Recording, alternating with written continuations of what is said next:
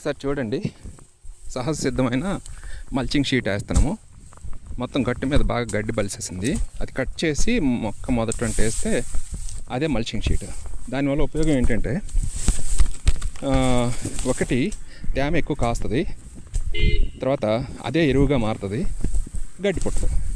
అదే plastic mulching sheet వేసాం అనుకోండి, తెలుసు కదా, దాన్ని రిమూవల్ ఎక్కువగా అనవసరంగా అన్నెసెసరీ ప్లాస్టిక్ పెంచడం అవుతుంది. ఇది అదే ఎరువుగానే మారిపోతుంది. చూడండి ఎంత బాగుందో.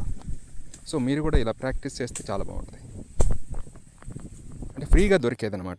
అదే మల్చింగ్ షీట్ కొంటే 3000 ఎంత ఉంటుంది ఒక గట్టి మీద 50 మీటర్స్.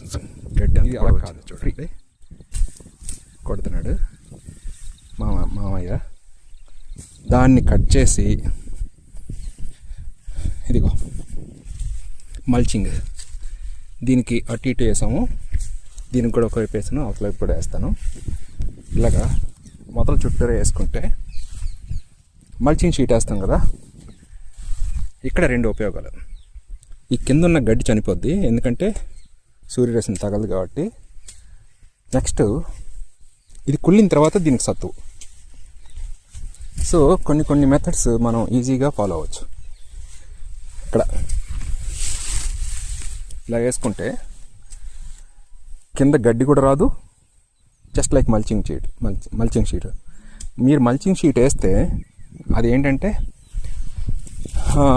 పూర్తిగా అది ప్లాస్టిక్, బట్ ఇది ఇక్కడే కుళ్ళిపోయి దానికి మళ్ళీ నెక్స్ట్ సత్తు వస్తుంది. సో ఈ రకంగా మనం డెవలప్ చేసుకోవాలి.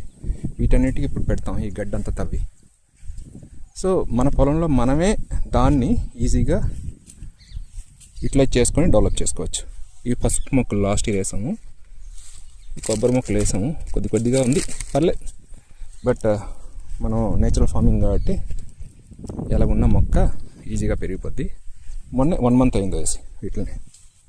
ఇవి కూడా అరటి మొక్క మొన్న వేసాము, గట్టి మీద అక్కడక్కడ వేసుకున్నాం. సో మల్చింగ్ షీట్కి బదులు ఈ మెథడ్ ఫాలో అయితే అన్ని రకాలుగా అడ్వాంటేజ్. ఇది నెక్స్ట్ ఇయర్కి కుళ్ళిపోయి దానికి ఎరువు అవుద్ది. అంతవరకు మనకి ప్రొటెక్టివ్గా కలుపు రాకుండా చుట్టుపక్కల కాస్తుంది. ఇదేంటి ఏమైందో తెలీదు, పురుగు పట్టినట్టుంది. దీనికి మందు చల్లాలి. సో ఇక బోత్ సైడ్స్ ఇలా వేసుకున్నాం. ఇది పనస మొక్క. ఇది మల్చింగ్ షీట్కి బదులు గడ్డి. మన పొలం మీద మన పొలంలో ఉన్న గడ్డే మల్చింగ్ షీట్.